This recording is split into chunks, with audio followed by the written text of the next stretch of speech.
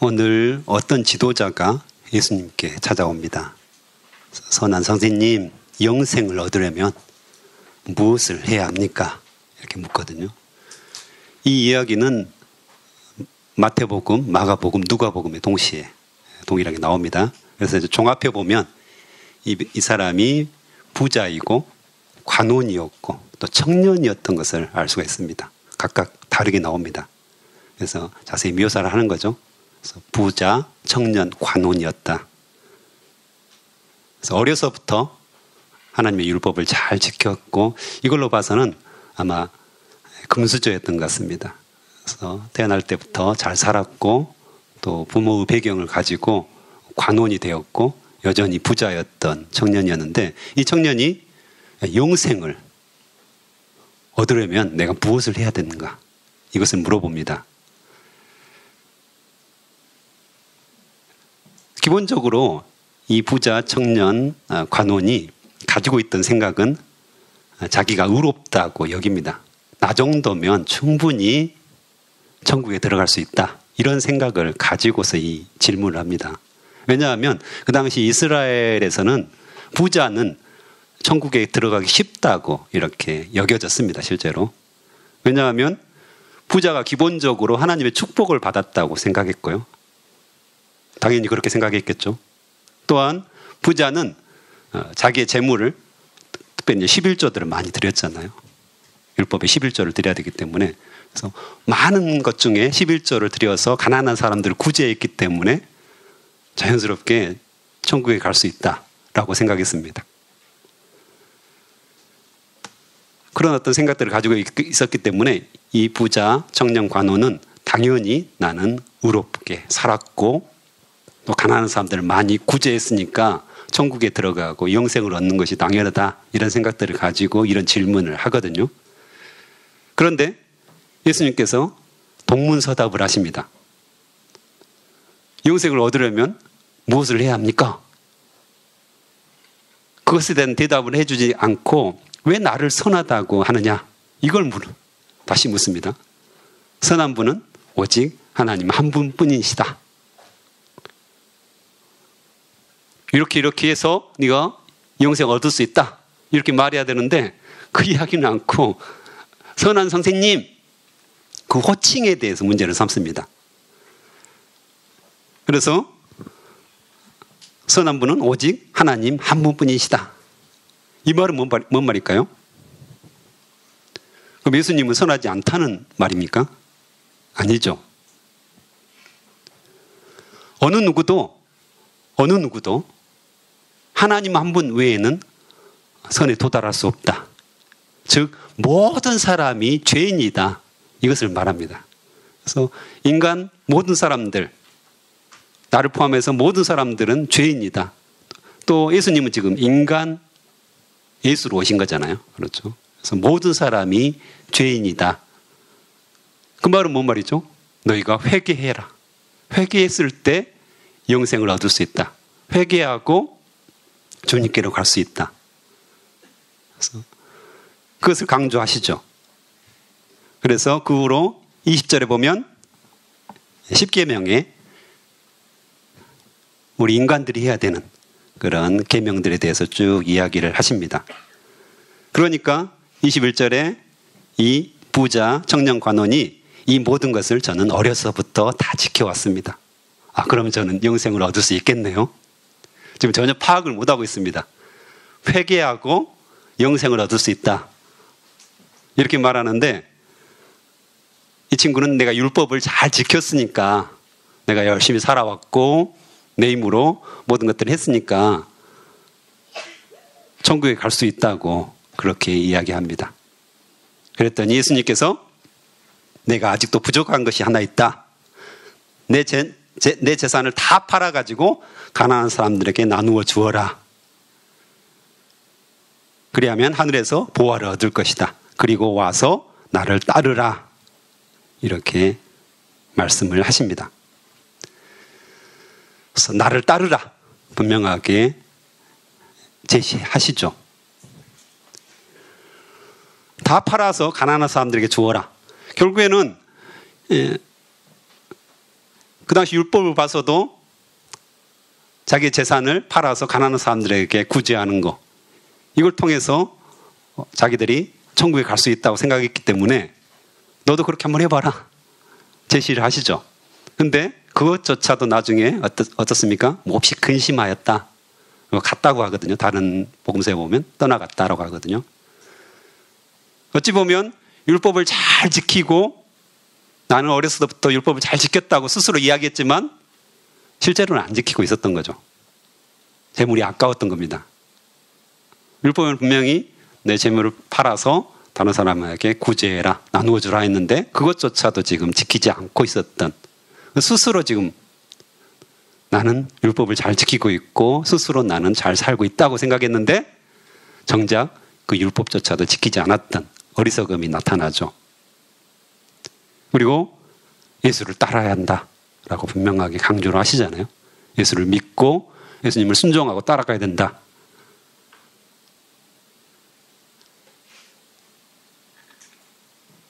하나님의 구원은 하나님의 은혜로 된다는 것을 다시 한번 강조하시는 거죠. 이 부분들은.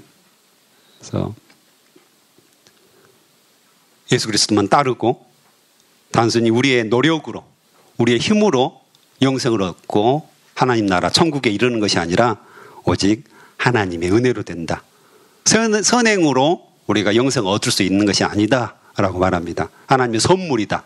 하나님의 은혜의 선물이다라고 강조를 하시는 거죠. 그리고 말씀을 하시죠. 25절에 부자가 하나님 나라에 들어가는 것보다 낙타가 바늘구멍으로 지나가는 것이 더 쉽다. 이렇게 말씀을 하시죠. 이 낙타가 바늘구멍으로 들어간다. 그것은 그 당시에 이제 비유죠. 유대 사람들이 쓰는 비유. 절대 불가능한 일이다. 라고 이야기합니다. 그랬더니 사람들이 그럼 누가 구원을 얻을 수 있습니까? 어떻게 낙타가 바늘귀로 들어갑니까? 이거 불가능한 거 아닙니까? 그럼 누가 구원을 얻습니까? 라고 질문하자 예수님께서 사람으로는 할 수 없는 것을 하나님께서는 하실 수 있다. 라고 말씀하십니다. 전적인 하나님의 은혜다. 하나님의 선물이다. 우리 인간이 아무리 노력해도 영생에 도달할 수 없다라는 것을 다시 한번 강조하십니다. 하나님께서 다 하신다는 거죠. 제가 좋아하는 책이 하나 있습니다. 성경 다음으로 좋아하는데요. 많이 읽었고요.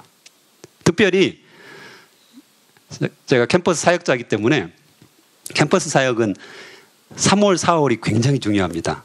신입생들이 들어왔을 때, 아직 순진할 때, 세상물을 덜 먹었을 때, 술 한 잔이라도 덜 했을 때 얼른 잡아오지 않으면 나중에는 굉장히 전도하기가 쉽지가 않습니다. 그래서 3월에 굉장히 많이 집중하고요. 그만큼 이제 아주 치열하게 삽니다. 영적 전쟁도 있고요. 그래서 4월까지 아주 집중해서 신입생들에게 복음을 전하는 그런 사역인데요. 그래서 제가 굉장히 무장을 많이 해야 됩니다. 1월, 2월 방학 동안에 말씀도 많이 읽고 전신갑주를 취하기 위해서 애를 쓰죠. 전쟁에 나가야 되니까요. 그때마다 읽었던 책이 있는데요. 송태근 교수님께서 쓰신 하나님이 다 하신다 라는 책이 있습니다. 그 여호수아서를 이렇게 설교집으로 쭉 만드신 건데 그 책을 매번 읽습니다. 그래서 전체적으로 이제 내용은 하나님께서 다 하신다. 그 말이 그대로 이렇게 쓰여져 있습니다. 그 중에 이제 5장에 보면 이런 구절이 있죠. 좀 독특한 구절이 있습니다. 뜬금없는 구절이라고 하는데 5장 마지막 부분에 이 이스라엘 백성들이 요단강을 다 건너잖아요.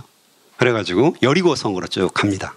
전진을 하고 있는데 갑자기 어떤 사람이 칼을 딱 빼들고 혼자서 이 이스라엘 군대를 막아섭니다. 아주 뜬금없는 일이잖아요. 혼자서 막아서요. 그래서 아마 포스가 있었던 것 같아요. 그래서 이 여호수아가 그 사람에게 물어봅니다. 너는 우리를 위하느냐? 우리의 적을 위하느냐? 이제 포스가 있어서 물어본 것 같은데 그 말은 뭔 말이죠? 너는 우리 편이냐? 적의 편이냐 물어봅니다. 그랬더니 그 사람이 나는 여호와의 군대 대장으로 지금 왔다. 이렇게 이야기합니다. 군대 대장으로 왔다. 그랬더니 이 여호사가 무릎을 딱 꿇고 절을 하죠. 그 여호와의 군대 대장이 바로 내 발에서 신을 벗으라. 여기는 거룩한 땅이다. 이렇게 말을 합니다. 이 스토리를 이 목사님이 쭉 적으시면서 이야기를 하시는데 이 여호수아 입장에서는 이제 여리고성을 정복하러 가야 되잖아요. 그래서 한 명이 딱 칼을 들고 포스 있게 서니까 너 우리 편이냐? 우리 뒤로 와라. 우리 같이 싸우자. 이거잖아요. 그런데 그 여호와의 군대 대장은 아니다. 나는 너희의 대장으로 왔다. 내가 대신 싸우러 왔다. 너희들을 앞서서 내가 싸우러 왔다. 이렇게 대답합니다. 그리고 신발을 벗으라. 너의 권리를 내려놔라. 네가 싸우는 것이 아니다. 내가 싸우겠다. 이렇게 말씀을 하십니다. 실제로 여호수아 전체를 쭉 우리가 묵상해 보면 모두 하나님께서 싸우셨다는 걸 알 수가 있습니다. 인간들이 방해만 됩니다. 오히려 아간의 방해로 아이성에서 유일하게 한번 패배를 당하잖아요. 이스라엘 백성들이. 그 외에는 모두 이깁니다. 인간은 오히려 방해가 되고 이스라엘 백성들은 방해가 될 뿐이지 하나님께서 싹 하십니다. 앞서서 계속해서 행하시고 길을 내시고 전쟁에서 승리하시고 땅들을 분배해 주십니다. 우리의 삶도 이와 비슷하지 않는가 이런 생각들을 많이 합니다. 내가 뭔가를 지혜를 짜내고 내가 열심히 기도했기 때문에 내가 열심히 노력했기 때문에 내가 교회생활 열심히 했기 때문에 신앙생활 열심히 했기 때문에 뭔가를 얻을 수 있다고 생각하는 경우가 많죠. 그렇지만 성경은 하나님께서 다 아신다고 말씀하십니다. 내 기도 제목조차도 하나님께서 이미 다 아십니다. 그분께서 우리 앞서 행하신다는 거죠. 우리의 모든 문제들, 우리의 모든 근심과 걱정들, 매일매일 다가오는, 매 순간순간 다가오는 그 모든 일 가운데서 겨우 우리를 잠시 도와주는 정도, 우리가 그 정도의 하나님을 인식한다는 거죠. 나를 도와주는 분이야. 이거 해결해 주시는 분이야. 뭐 해결사입니까? 예수님이? 그 정도의 하나님을 우리가 믿고 있다는 겁니다. 그런데 하나님은 우리의 모든 인생 가운데 앞서 싸우시는 분이고 함께 싸우시는 분이고 책임지시는 분이고 너는 내 아들이다. 너는 내 딸이다. 내가 너를 책임지겠다. 너의 모든 것들을 다 내가 책임지고 행하겠다 말씀하시죠. 하나님이 다 하시는 겁니다. 그래서 우리의 기도 제목이 때로는 바뀌어야 합니다. 물론 간구하는 거 참 중요합니다.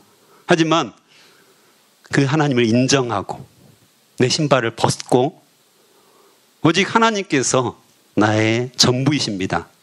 나는 하나님으로 만족합니다. 하나님이 내 안에 계신 것으로 나는 감사합니다. 찬양합니다. 경배합니다. 당신이 나의 모든 것의 모든 것입니다. 이 고백들이 우리 안에 터져 나와야 되는 거죠. 찬송과 경배가 오히려 하나님 앞에 우선이 돼야 됩니다. 겨우 우리 인생의 작은 문제를 해결하기 위해서 예수님이 십자가에 돌아가신 거 아닙니다. 우리의 전부, 우리의 영생을 책임지시는 거죠. 할렐루야. 이게 하나님이시라는 거죠.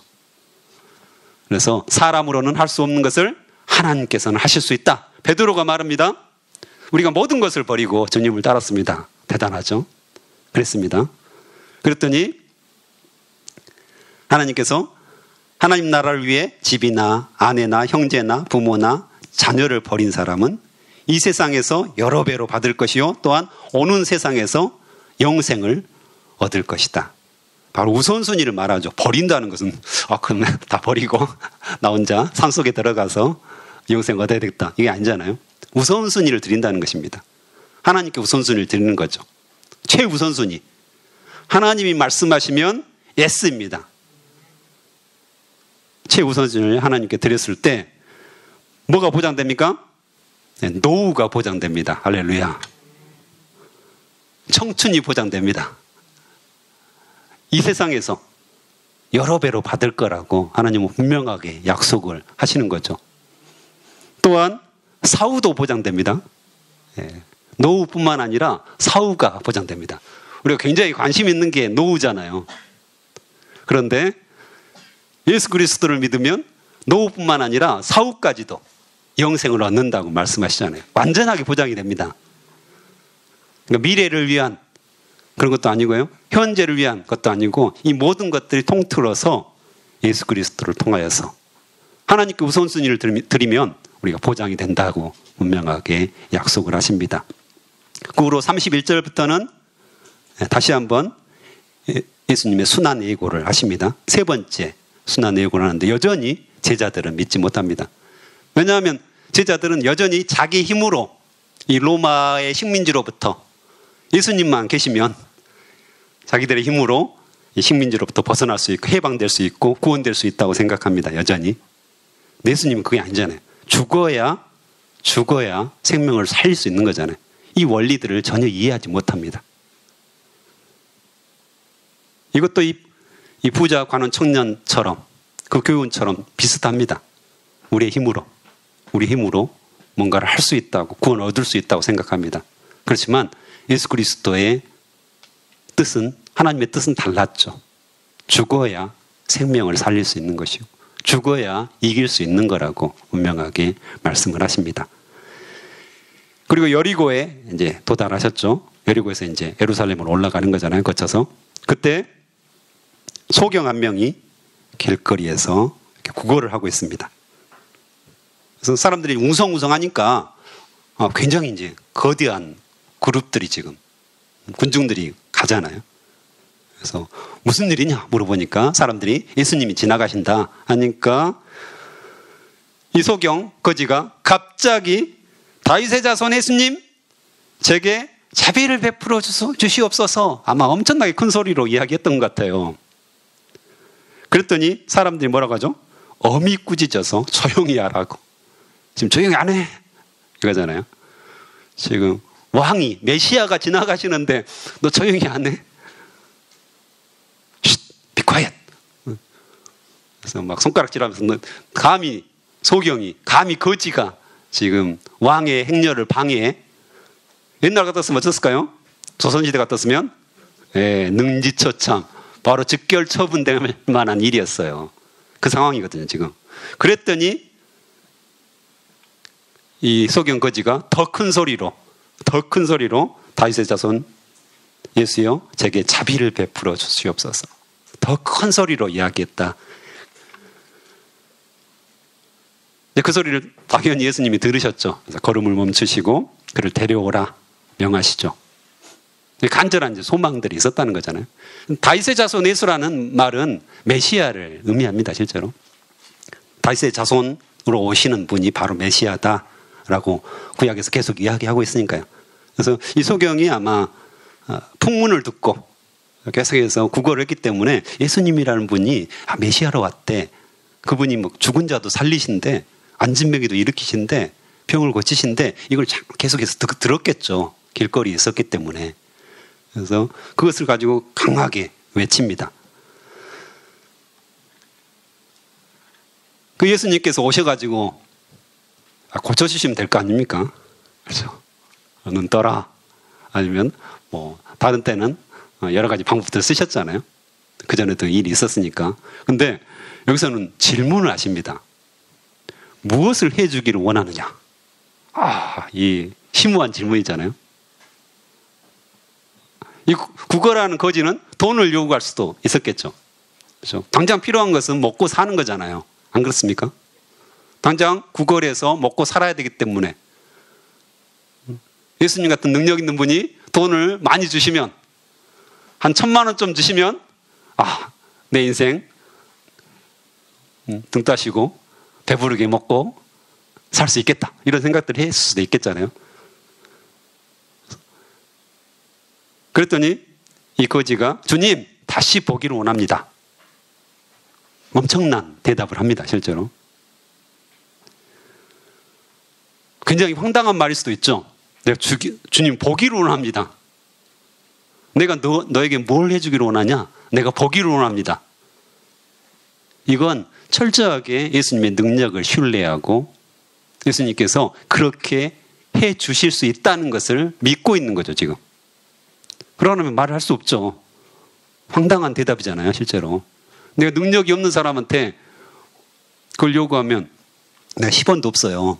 근데 누가 나한테 와가지고 저에게 1억을 주십시오 하면 껄껄껄 웃겠잖아요. 황당한 요구잖아요. 근데 이 소경 거지는 분명히 알고 있었다는 거죠. 그렇다면 예수님의 이 질문은 뭘 말할까요?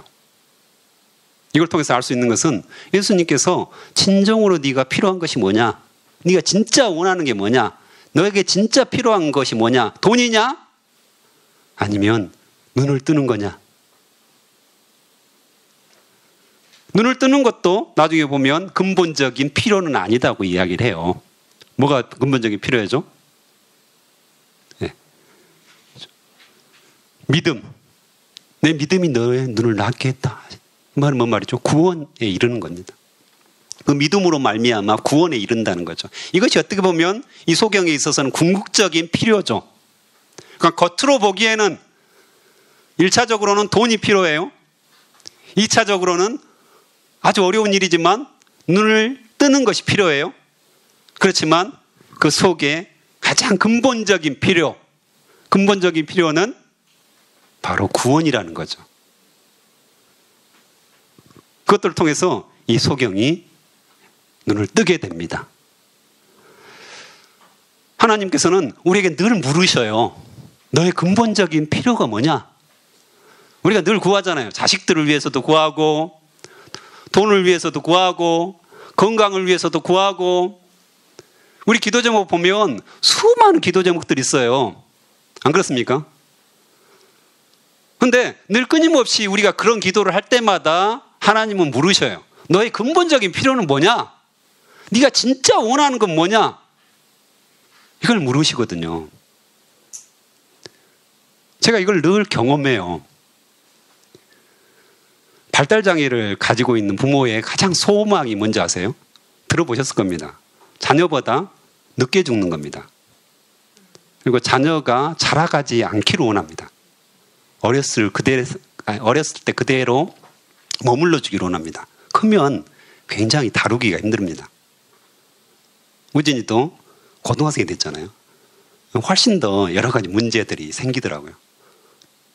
그래서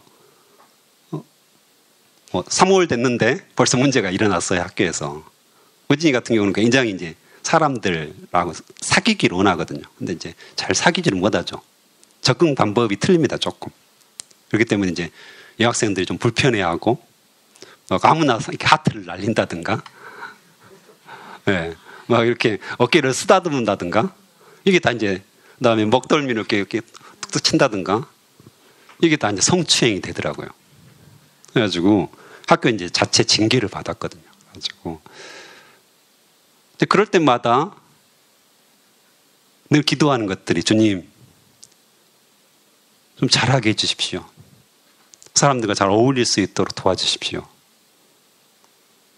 그러니까 좀 더 다른 사람들과 잘 어울리는 방법들을 배우고 언어 능력이 더 늘어나고 또 다른 사람의 마음을 이해하고 이런 이제 기도들을 쭉 하거든요. 근데 이 말씀을 준비하면서 너는 진짜 뭘 원하느냐? 근본적인 필요가 뭐냐? 우진이에게 가장 필요한 것이 뭐냐? 라고 물으시더라고요. 그래서 나는 늘 이렇게 겉의 것들, 일어나는 사건들을 가지고 기도하는데 근본적인 것들을 기도하라 이거죠. 근본적인 필요가 뭔지, 뭐가 진짜 네가 원하는 건지를 한번 기도해라. 결국 근본적인 건 뭡니까? 하나님의 자녀로 하나님의 영광을 위해서 사는 거 아닙니까? 어떤 상황과 환경과 몸을 가지고 있던 하나님의 영광을 위해 살고 하나님께 온전하게 헌신된 삶을 사는 것인데 여전히 나의 기도 제목은 겉도는 거죠. 근본적인 필요, 하나님께서 가장 원하시는 어떤 필요들을 구하지 않고 그냥 보이는 게 전부예요. 먹고 마시고 시집가고 장가가고 이게 나의 기도 제목의 전부라는 것을 알게 되었어요. 사단은 늘 그걸 우리에게 보여줍니다. 짠하고 보여주죠. 이게 너의 필요야. 이게 네가 원하는 거 아니야? 라고 늘 물어보죠. 하지만 우리는 늘 근본적인 필요가 뭔가, 진짜 나에게 필요가 뭔가, 하나님이 나에게 무엇을 해주기를 원하느냐 했을 때 뭘 대답할 것인가 늘 고민하고 늘 기도하면서 찾아야 된다는 거죠. 그것이 하나님께서 우리에게 원하시는 거라는 거죠. 단순히 겉모습, 현상들 이것에 우리가 너무 집중되어 있다 보니까 자꾸 기도를 해도 돈 주십시오. 자식 잘 되게 해주십시오. 건강하게 해주십시오. 중요하죠. 굉장히 중요한 일입니다. 하지만 좀 더 하나님이 원하시는 무엇을 해주기를 원하느냐 그 질문에 좀 대답을 정확하게 해야 될 것 같습니다. 시간 함께 기도하겠습니다.